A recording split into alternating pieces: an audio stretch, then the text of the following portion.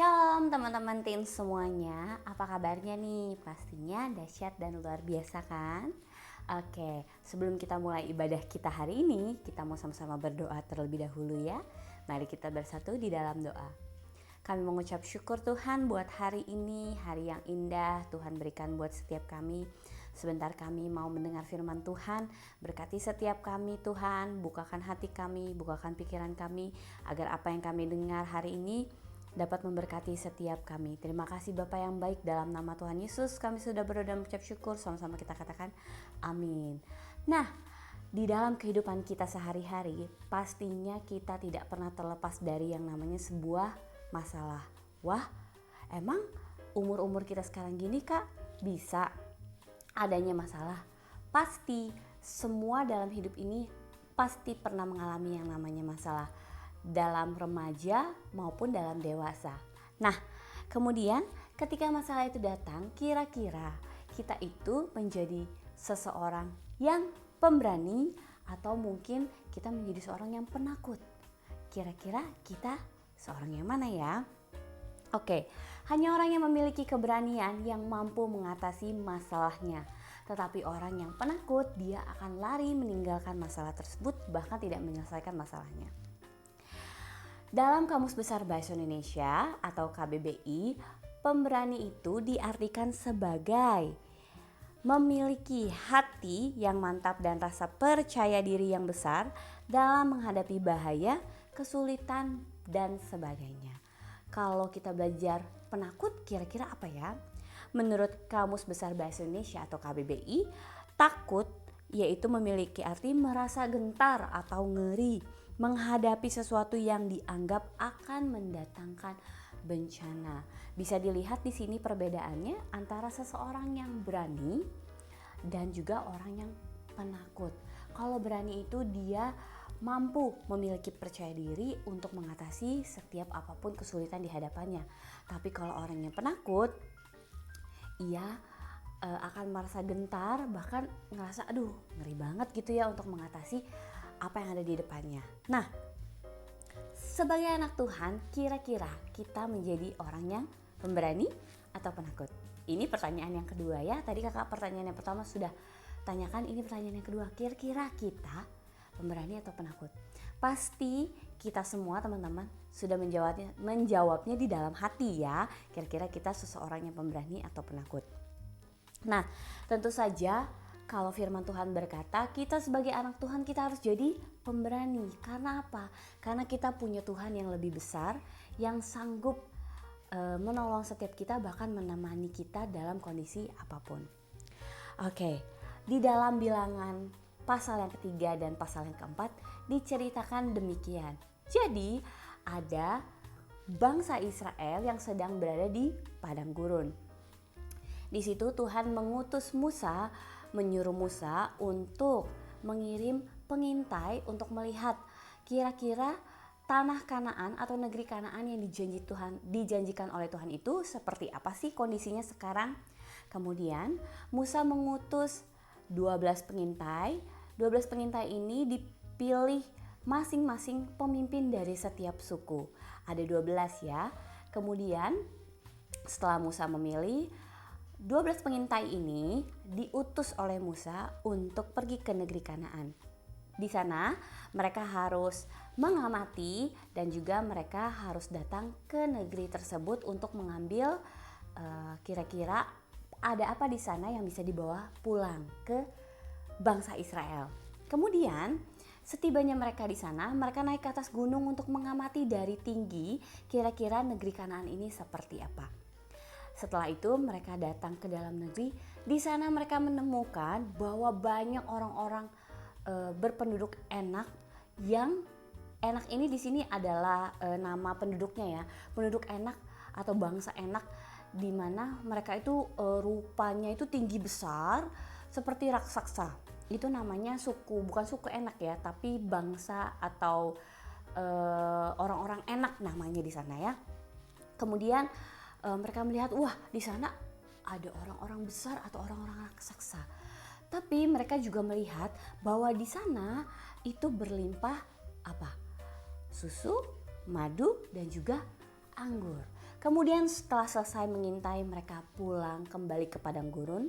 Mereka melakukan perjalanan 40 hari, kemudian mereka tiba di tengah-tengah bangsa Israel. Mereka kemudian memberitahu Musa apa yang telah mereka lihat di negeri Kanaan. Kemudian 10 orang pengintai, 10 orang suku, mereka berbicara kepada Musa. Mereka mengatakan bahwa di sana banyak orang-orang enak yang tinggi besar seperti raksasa.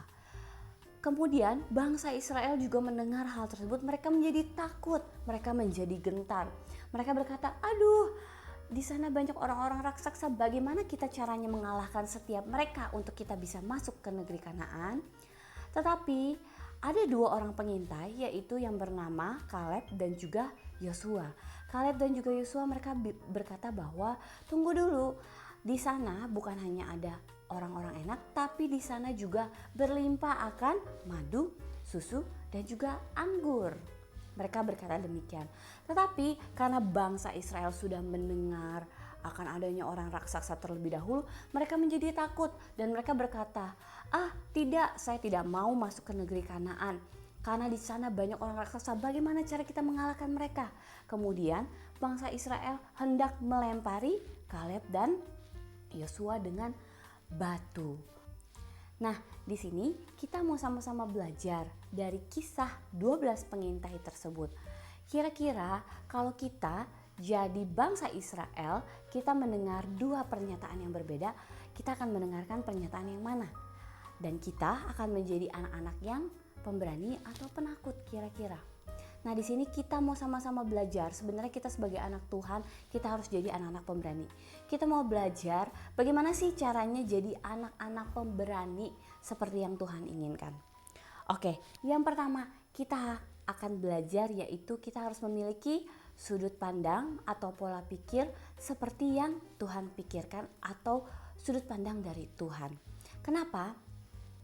Karena untuk melihat segala satu persoalan itu kita nggak bisa mengandalkan kekuatan manusia, kita tidak bisa mengandalkan pikiran manusia, tapi kita harus menggunakan pikiran dari Tuhan. Karena apa? Tuhan memiliki pikiran yang lebih besar, Tuhan memiliki pikiran yang lebih luas, Tuhan memiliki kuasa yang lebih besar. Jadi kita tidak boleh mengandalkan kekuatan atau pikiran kita sendiri. Dikatakan di 1 Korintus 2 ayat yang ke-9, tetapi seperti ada tertulis, apa yang tidak pernah dilihat mata, yang tidak pernah didengar oleh telinga, dan yang tidak pernah ditimbul di dalam hati manusia, semua yang disediakan Allah untuk mereka yang mengasihi Dia. Kita nggak pernah loh bayangin, ibarat kata seperti ini ya, kita nggak pernah lihat, kita nggak pernah dengar, kita nggak pernah bayangin atau rasain di dalam hati kita. Sudah pasti kita tidak pernah memikirkan segala sesuatunya tentang itu. Nah, kalau kita nggak pernah pikir, teman-teman tahu nggak sih kalau Tuhan pikirin segala sesuatunya? Apa yang kita nggak pernah pikirin, tapi Tuhan pernah pikirin. Jadi ketika masalah itu datang ke dalam hidup kita, kita berusaha keras berpikir, Tuhan, bagaimana caranya aku bisa menyelesaikan masalah ini? Kalau kita pikir dengan logika manusia, mungkin kita bisa menemukan solusi A, B, dan C. Tapi ketika solusi itu kita terapkan dan tidak sesuai dengan masalah yang kita hadapi, kita harus menggunakan pikiran siapa? Pikirannya Tuhan. Karena ketika kita menggunakan pikirannya Tuhan, semua masalah yang kita hadapi itu bisa terselesaikan. Nah, setelah itu, ketika kita bisa menggunakan pikiran dari Tuhan, kita harus belajar yang kedua. Yang pertama tadi kita menggunakan sudut pandang atau pola pikir dari Tuhan. Yang kedua kita belajar yaitu bagaimana berespon yang benar. Respon yang benar itu timbul dari dalam hati. Ketika hati kita bisa berespon yang benar, itu akan tersalurkan kepada pikiran kita.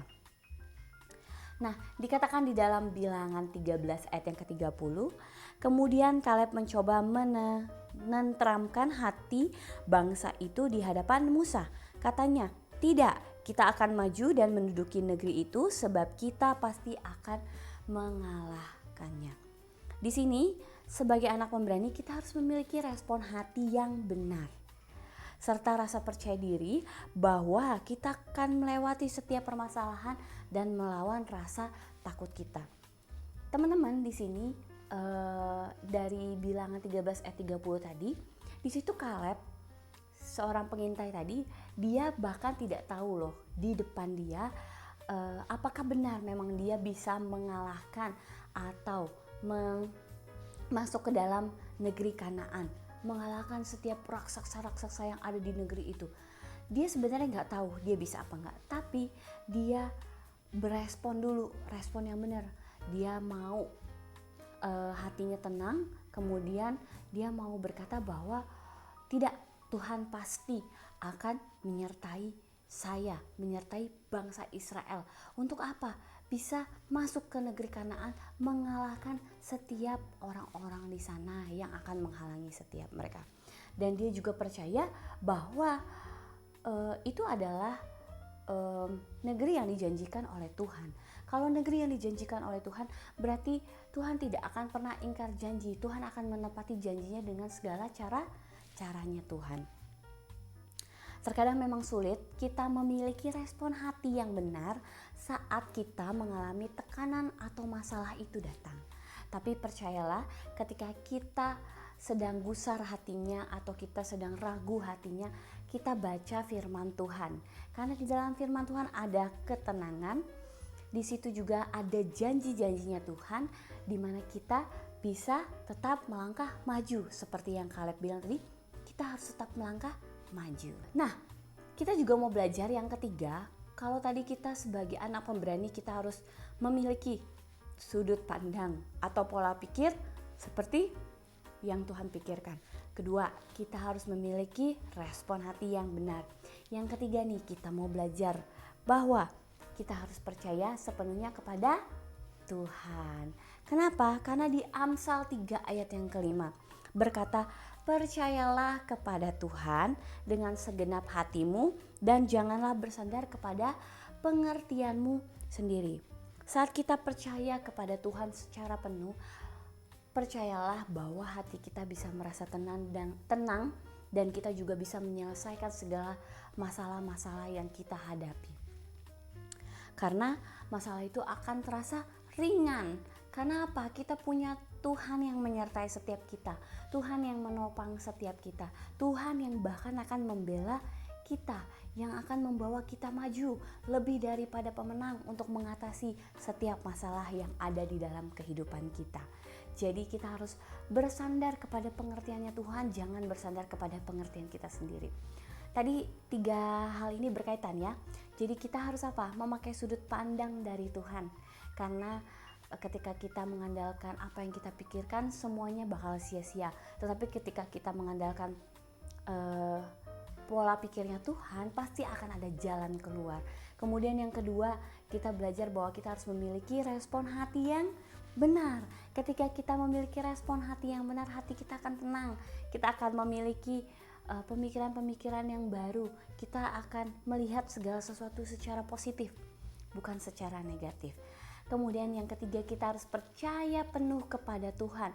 Karena apa? Tuhan yang pegang kendali dalam kehidupan kita.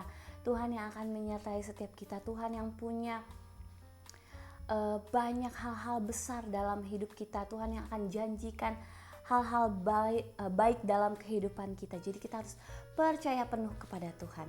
Kemudian di Roma 8 ayat yang ke-28 bahwa kita tahu sekarang bahwa Allah turut bekerja mendatangkan kebaikan bagi mereka yang mengasihi Dia, yaitu bagi mereka yang terpanggil sesuai dengan rencana Allah. Jadi rencana Tuhan baik dalam kehidupan kita. Sebagai anak-anak yang berani, kita harus bisa melihat masalah itu sebagai peluang, bukan penghalang. Kita harus maju bersama dengan Tuhan. Kita gak boleh takut, kita gak boleh lari dari masalah, tapi kita harus maju terus, berlari bersama dengan Tuhan. Karena percaya segala sesuatu itu indah pada waktunya dan Tuhan sediakan yang terbaik buat setiap kita. Sebagai penutup, ada satu buah kisah. Ceritanya adalah di mana ada perusahaan sepatu, perusahaan yang memproduksi sepatu.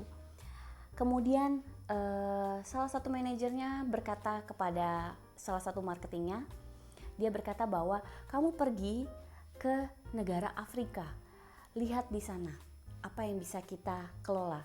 Oke, ketika satu orang A ini, kita bilang A ya, seorang A ini dia pergi ke negara Afrika. Begitu dia tiba di sana, kemudian dia berkeliling negara itu, dia kemudian kembali ke dalam penginapannya atau hotelnya, kemudian dia menulis pesan untuk perusahaan yang mengirimnya itu. Dia berkata bahwa di sini semua orang tidak memakai sepatu, kita tidak punya kesempatan.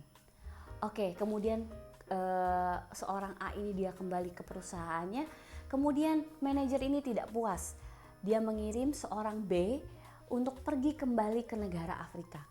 Kamu pergi ke sana, lihat apa yang bisa kita kelola. Kemudian seorang B ini dia pergi ke negara Afrika, dia tiba di sana, kemudian dia berkeliling, kemudian setelah dia berkeliling dia kembali ke penginapan atau hotelnya, dan di situ dia menulis pesan kepada perusahaannya. Dia berkata, di sini setiap orang tidak memakai sepatu, di sini kita punya kesempatan besar. Bisa lihat perbedaannya antara orang A dan orang B. Di sini mereka sama-sama melihat fakta yang sama.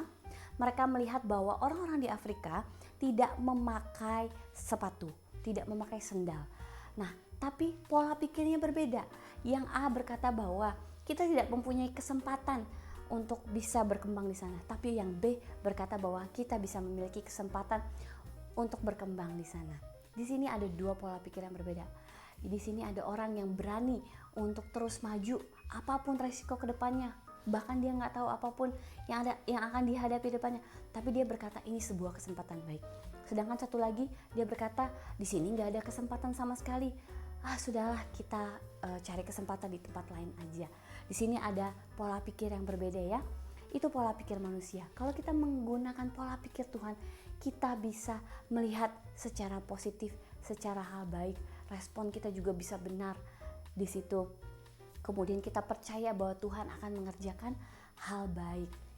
Nah, di sini kita sama-sama belajar sekali lagi di Roma 8 ayat 28 bahwa Tuhan mendatangkan kebaikan buat setiap kita yang percaya penuh kepada Tuhan, yang mengasihi Tuhan dengan segenap hati. Kita sebagai anak-anak remaja, mungkin permasalahan kita kecil ataupun besar, tapi ketika kita menghadapi segala sesuatu bersama dengan Tuhan, percayalah teman-teman semuanya pasti akan keluar sebagai pemenang, bahkan lebih daripada pemenang ya. Di sini kita mau sama-sama akhiri ibadah kita mau bersatu di dalam doa. Kami mengucap syukur Tuhan buat kesempatan kami boleh beribadah hari ini Tuhan.